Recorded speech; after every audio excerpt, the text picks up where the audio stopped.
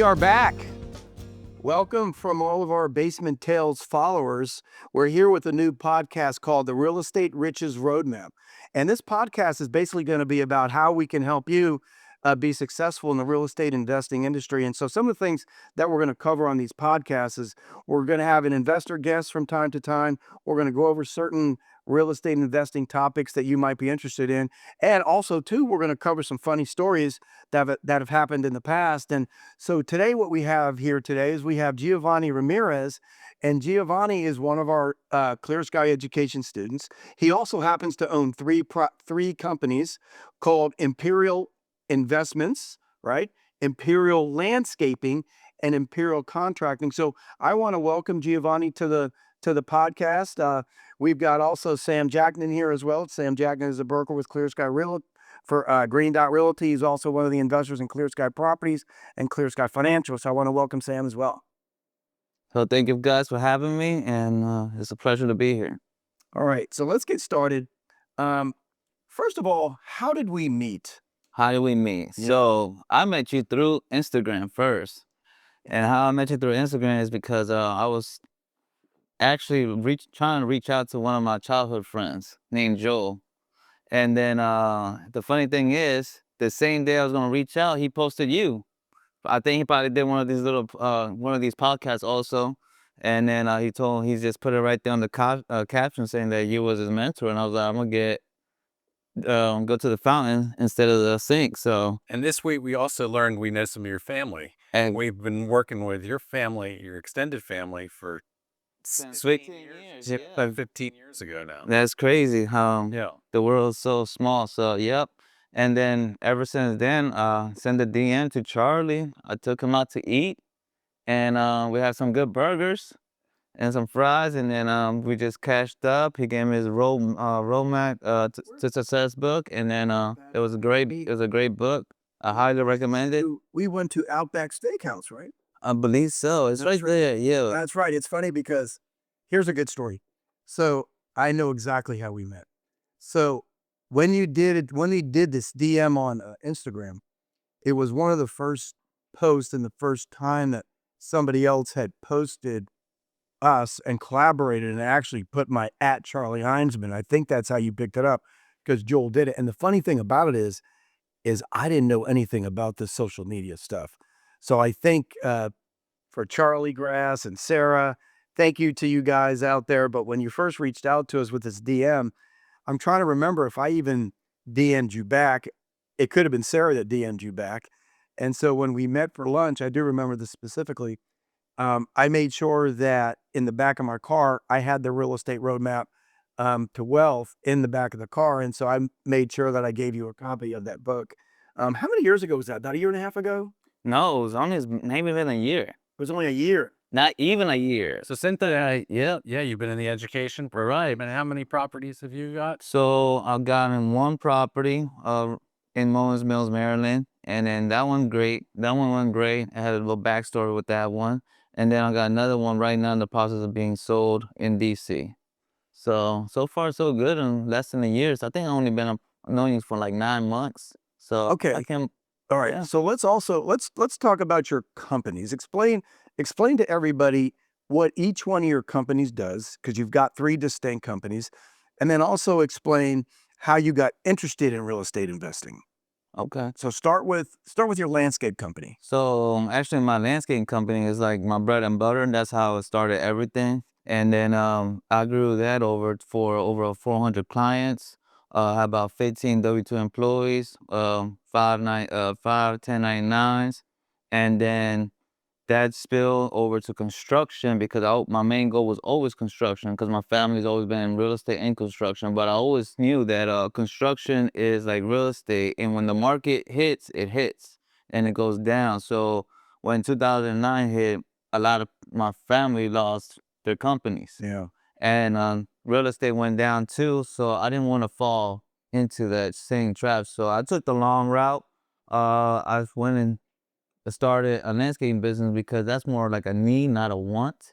So that's more residual income. So I know that money's always gonna be there, no matter what. Somebody's gonna spend $50, $60, not 10,000, 30, 40, So even $250,000 to remodel their house. Oh, when the hard times going. So then when I established my company, my landscaping company, started my contracting company, and I did the same old thing what a lot of other people do: bathrooms, finishing basement, doing addition, and all that.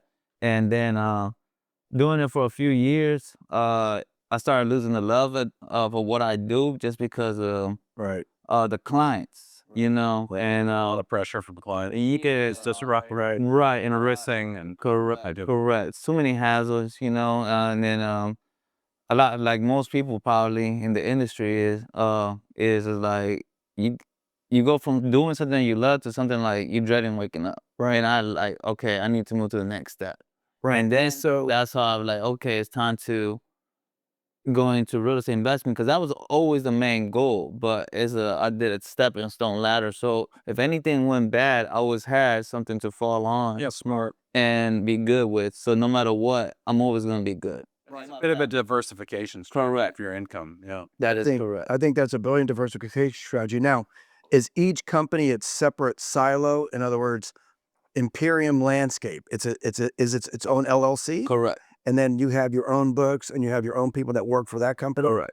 And then Imperium Contracting, same kind of thing. Correct. I see.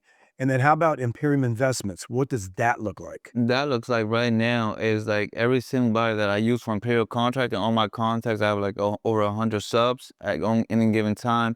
I use them to start flipping houses, renovating, and then move the process along. So that's where I'm like slowly building up the process, building a system and processing to scale up to a bigger portion, not just to do investment for mine, but other investors to help out with their full gut project. That's why I'm only focusing on full guts now instead of I see. cosmetic renovation. But when you focus on full guts for other customers, that's under Imperium. Contracting, correct. And my investment when I buy and flip houses for myself. All right, so let's talk about that. Imperium Investments. Imperial investments. Imperial Investments. Correct. How many properties are in that? Let's just talk about the investment side. So how many properties, to be honest with you, I only been done 2 so far this year since I met you guys. Good. And then the one in Maryland, that one was funny story behind it is the fact that I bought that one a short sale.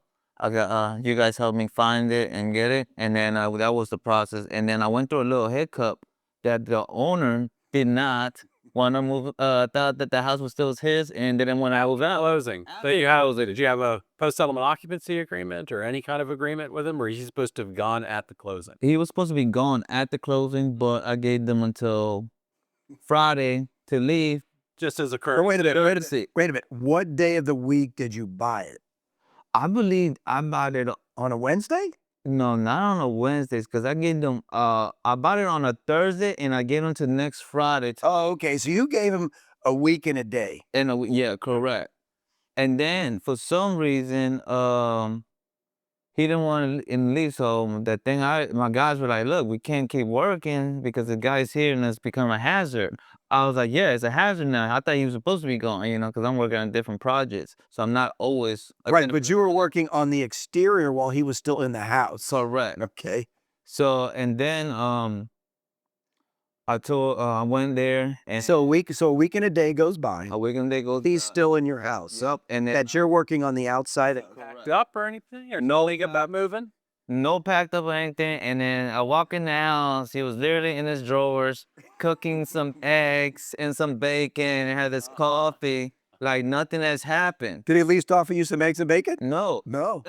didn't even offer me breakfast. Okay. So I was like, okay, you know what? Finish your breakfast. Enjoy your time. Gave them 30 minutes for that. Get himself fixed up, and then I told him it's time to go because this is now a hazard for us. It's not. And he's like, what do you mean? I was like, we closed and this is now my house. This is not your house no more. And I gave you a deadline. And I didn't even have to do that because I was just being nice, Yeah, of course. And then I told him, I'm like, do you have any sons, daughters, or anybody that we can call to, I could take you there or I'm going to Uber you there. Okay. And then That's unique. Yep. And then I told him like, you get 3 bags, grab everything you need. There we go. I gave him 3 big construction bags and The big black trash bags. big trash bag, and he only filled up 1. And then I sent. He gave me his son's address. I gave him about 2 hours, There we go. and then I sent him on an Uber. All right. And that's the story on the man. But did he come back and get any of his other stuff? Or No, so he also made me take. So I told him, hey, look, anything you want, I'm put it in the garage, and I'm gonna store it there so you could come back. So I took 1 day out of my whole the construction days to move all the stuff, put it in the garage, and I ended up dumping it all because his kids didn't want it. Oh, wow. So yeah, That's an interesting possession story. correct. And just for you guys out there, that's not a possession story that we adhere to, but that's a really good possession story. So did he have a deposit with you, or he didn't even have a deposit, so he had nothing to lose by staying? He had nothing to lose by staying. Nothing to lose by staying. Okay, so for everybody out there, so Giovanni bought this house, Owings Mills, Maryland. Correct. He bought it at what's called a short sale. What a short sale means is that the person that owned the property was upside down on the property. In other words, they owed more than what the property was worth. And so Giovanni went through a short sale process. It should have only taken, 15 days to be approved, but it ended up taking 3 months to be approved. Oh yeah, right. Yes. And then it was all at the last minute, is it? Right. So a short sale has to be approved by the bank because the bank is getting shorted their payoff. And 99 times out of 100, it's a voluntary sale. In other words, the person that's selling it voluntarily moves out. In other words, you get possession on the day of closing. Well, like I said, 99 out of 100 times this happens, but in Giovanni's case, this was the 1 out of 100 times where the occupant was still there after the closing of the short sale. And the other thing that usually happens on a short sale is that the bank will give $3,000 to $5,000 of relocation money for the occupant. But I think in this case, that did not happen. It did not happen. So this guy didn't get $3,000 to $5,000. No, because apparently, on the loan itself, he had to keep up with the product, which is the house. He had to keep up with it, and he hasn't done no renovation, no upkeep. I saw it since he bought it. But did he have to make payments or no? No, he didn't do Wow. no. So that's the reason they already gave him. He got a $50 Giovanni Uber Express. Yep. That was his transition. How much was the Uber? Like $50, and I gave him $20 for something to eat. Is that a Ben Franklin? It was on a $50 bill. That's a Ben Franklin, right? Or is it Ben Franklin on 100? I don't remember. That friend's on 100 for sure. Yeah, Mr. $100. A $50. I got to find out who's on a $50. Okay. All right. So you found it. Okay. So let's talk about that. You found it, short sale. Correct. That's how we got it. And then how did you do on the fixing side? Obviously, you used your contracting company. How did you do on that? What was your budget? Were you in budget? And what was your time? So my budget was 75 days, $75,000. Ended up being in budget, $75,000, right on the $75,000 cusp. Okay. And it took us 30 days to finish That's everything. it? 30 days? Yep. But Giovanni did a couple things. He squeezed everything down to fit that budget. So he left some things that he was otherwise unfixed. And then to get the guys there and meet that timeline, he pays his people before they start to work. Oh, is that right? Yeah. So you paid them before they start to work. So then they just disappear from other job sites. I see. Yeah. Good. It's just like, oh, everyone's sick. And those are your 1099s. Correct. Mm-hmm. Okay. So your 1099s did this job. Correct. I see. And then, okay, so they came in budget, on time. Giving away my secrets, Sam. Because he squeezes that scope to get the budget. Yeah, now we're going to get into a little bit of money here. Out of that $75,000 that you paid your subcontractors, I'm assuming the $75,000, you were acting as a general contractor or no?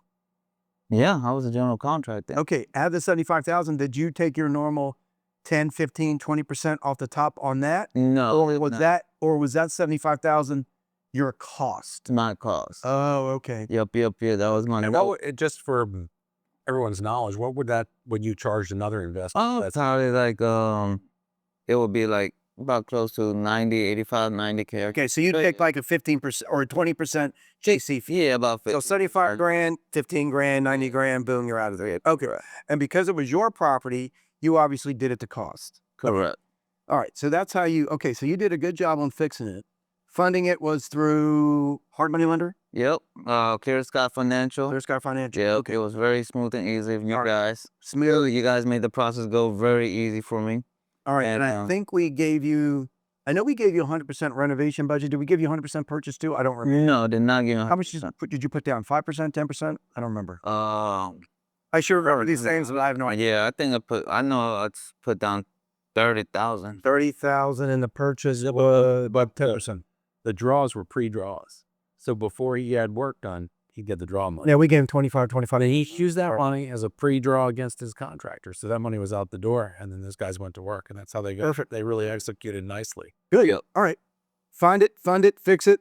Let's talk about the flip it side. I think, if I remember right, you probably had a bad experience on the flip it side, right? Because didn't you have a problem with the original listing agent? So yeah, Let's and talk about that. in every business you want to build relationships, right? Yeah. And in business it's all about relationships and what kind of relationships you build and who, because it's all about connections.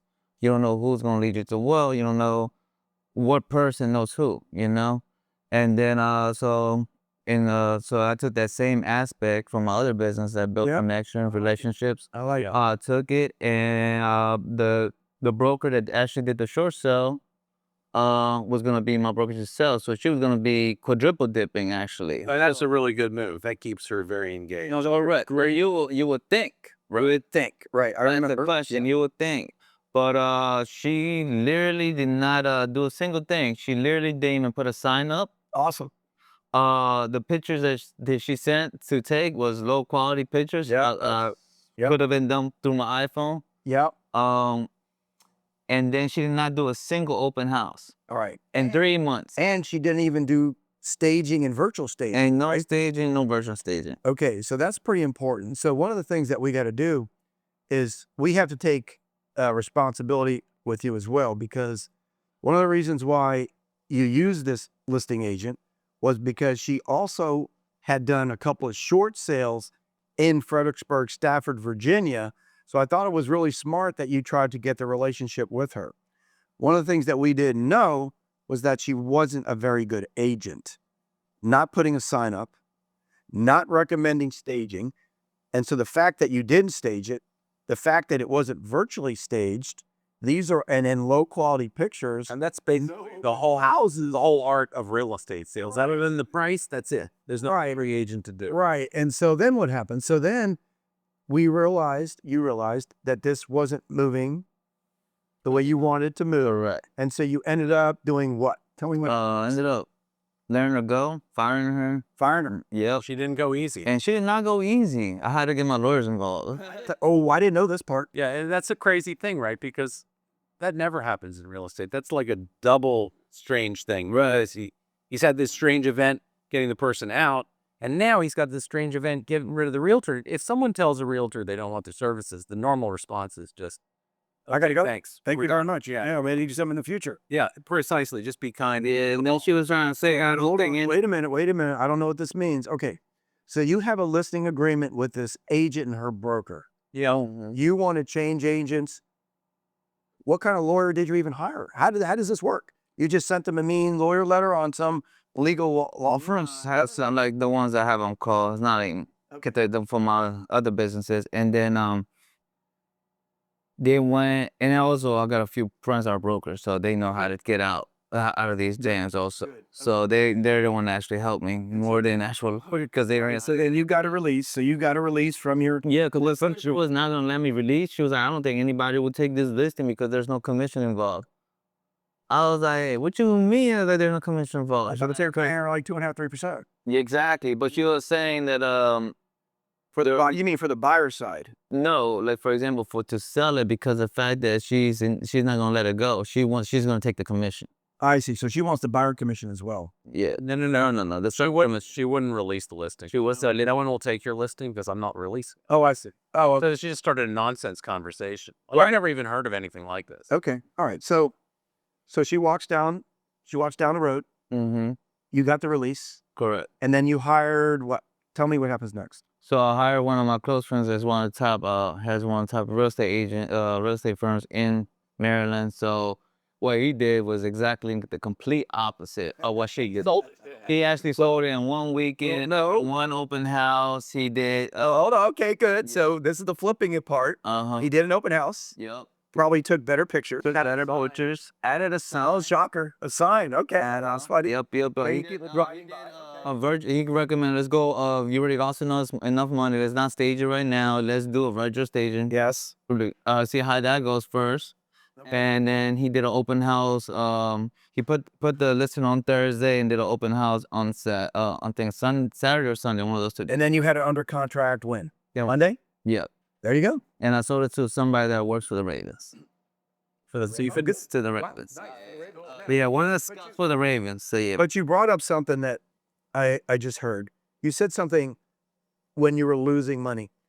What does that mean, losing money? You mean losing money from the time that you should have sold it to the time that you did sell it, right? Correct. Okay. So in other words, holding costs. No one else. right, 45 days of holding costs. Okay. And holding costs are what?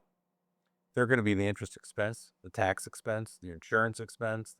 Was there an HOA there? There was an HOA? No HOA. All right. So we had holding insurance. We had holding extra expense for the hard money lender. You also had taxes, property taxes. So that cost you probably $4,000 or $5,000 that probably you shouldn't have wasted. Yep. Okay. The entirety of the project. How did you do? I did well. For 1 month of work, I made $25,000. Okay. So you made 25,000. Yeah, it was great. It was good, but it wasn't low. I was exerting, Okay. but What were you expecting? I was expecting about 50K. 50. So what do you think was the driver that to get the house in the condition to do the 50K, you would have had to spend quite a bit more? No, it's the fact that I did the comps wrong.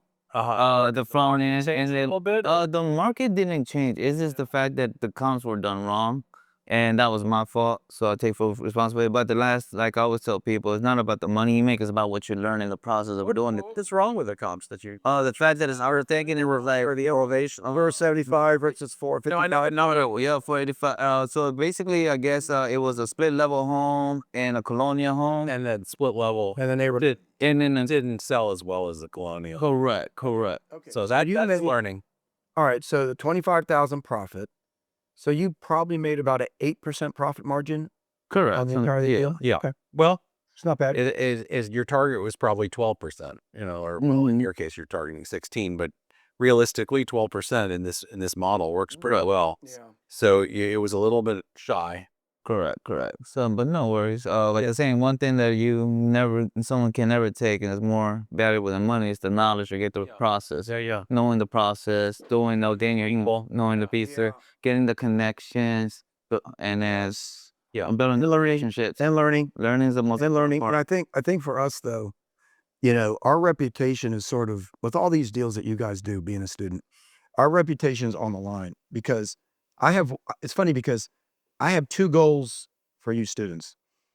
Obviously the first goal, actually 3 goals. The first goal is that you learn and that you feel you're getting a value from the program, right? Clear Sky Education. The second goal, and actually believe it or not, the most important goal, is I want every student to do at least one deal so that the money that you pay us comes back double, triple, quadruple. And I think in this case, it's at least a double. I don't remember what you pay, but it doesn't matter. You've at least got at least 2 to 3 times more money that you paid us and out. And then of course, the third thing, which is also very important that we want from all you students, is so you take the learning, you take the deals that you're doing, but then you learn how to invest your capital stack in other passive income things. So we eventually want you to be part of us so that we can help you build and create your own wealth. And that's really our goal as a student. And for you, I know the flip didn't go 100% the way you wanted it to go. Just take it from us. We have done so many flips. Our biggest problem with flips is that I underestimate the renovation budget. Mm-hmm. We suck at that. Whereas for you, the fixing part of it, you were spot on. $75,000, you had it done in 30 days, you executed, right? We were a little bit off on the comp side, right? I think we could share a little bit of responsibility on that. Maybe the neighborhood didn't support 475, but at least it supported 455. So that's the other thing too, is that you can't guarantee yourself the profit. And we've been there before. We thought there were deals where we were going to make a hell of a lot more money than we actually made. And that's just the normal. This is actually a normal deal. These things usually happen. And so the things that you did really, really well on, you can fall back on that. But the most important thing that you did right is that you bought it right. Yeah. If you didn't buy it at the price that you bought it at, that $25,000 profit, which maybe should have been $40,000 to $50,000, could have been a break even, or it could have been a $10,000 loss. So thank goodness you made some money, you learned, and now it's time to move on and get your other fix and flips going. That is correct. And yep, just like you said, you guys teach in the program is all about how you buy. That's the main point. How you buy and how you find them is that's how you're gonna most likely the fact that you can actually control. So everything else is like a variable, you know. But for me, a lot of people don't have my background as a contractor, so they can't control that variable of the construction, but they could control the deal whether they buy it. Right. That's right. And I think also too, the other benefit for you is that being part of Clear Sky Education, you're also part of our community.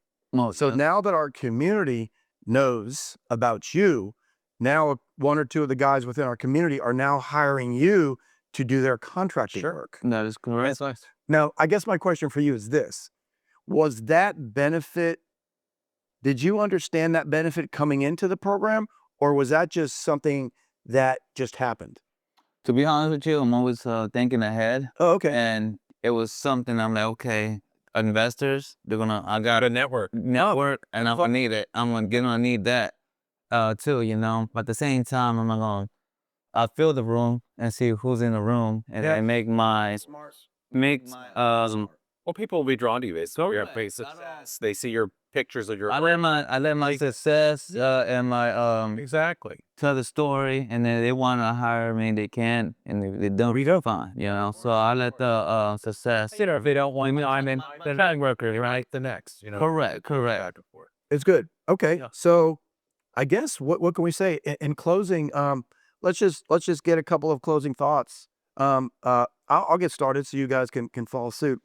For me, a closing thought is that number one, for us, our goal was met. Like I said, my goal is for every single student that steps into us, we want them to do at least one deal, and whatever money they paid us, they get that money back. Check that box. Number two, I know you've got more future and bigger goals. We're here to help with that. And so I couldn't be more happy and more proud to have you as one of our first students, because, this takes time. I think you've been with us for 7 or 8 months. How long? Yeah, 7 or 8 months. 7 or 8 months. So So you've done one fix and flip that you've made $25,000 on. You've got your second project currently on the market in the MLS. And so at least you're at working with one student. Working with one student. Total rehab. On a total rehab. And then Lauren's property, your guy, your subcontractor, really, really helped her with the landscaping piece. And believe it or not, she had that waterfront property. And whether it was you or one of your subs, whoever that person was that you referred, that's what helped her sell that house at $1.25 million, was because of your landscape guy that was much cheaper. And that referral that you gave to her really helped her out. Yeah. So You just did a solid for in the community. yeah, so those are my closing thoughts. Thank you for being a student, number one. And number two, more importantly, thank you for being with us on the podcast. And I'll just turn it over to Sam. Yeah, and thanks for being on the podcast. And I think for my closing thought, it's that community that you develop when you're working with people, and that you're open to helping them when there's not necessarily a compensation in that moment, or being present to offer them your services. And then if it doesn't work, go back the next time, and they're right there with you. And it's that working with people that brings the entirety of all these students together and really enhances everyone's experience. So thank you for that. Yep, and I want to thank you all, Clear Sky family, for having me here, sharing on your podcast. You don't have to do that, and I want to say thank you for all the knowledge y'all sharing, your wisdom, and then the community you guys are building or have built is gonna keep growing, and it's a great community to be a part of. To be honest, it's all fully transparent. You get all your answers, all the answers to your questions answered. And then you guys are open to everything. Like, you guys don't leave anything behind when you guys teach. There's all the secrets are literally taught there. So I always tell people in business, in every business, never put your emotions in it.